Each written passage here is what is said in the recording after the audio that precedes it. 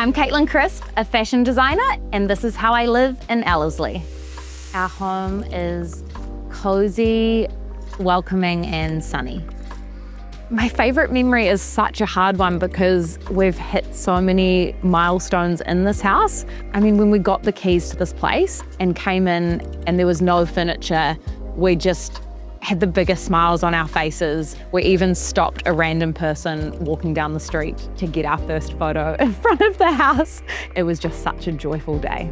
It ticks all of our boxes. For us, it needs garage space for my husband, off-street car parking. I need wardrobe space and a lot of it. The first thing we bought for the house was an absolute steal and bargained because it had to be. We spent all our money on the house, and it is the coffee table right here.